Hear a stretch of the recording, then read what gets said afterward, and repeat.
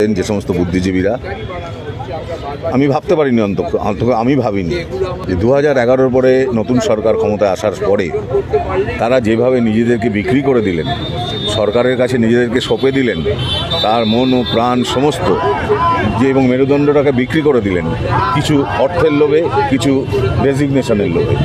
তার যার জন্যে আজকে এতগুলো ঘটনা পরপর ঘটছে। তারা নিশ্চুপ, তারা মানে সেই ভগবান নিদ্রা গিয়েছেন মতো। আমি জানি না তাদের কবে ঘুম ভাঙবে, তবে এটুকু বলতে পারি ওনারা আসুক না আসুক কোনো যায় আসে না। আমরা যারা রাস্তায় নামছি, নামবো এবং গোটা বাংলার মানুষ রাস্তায় নামবে।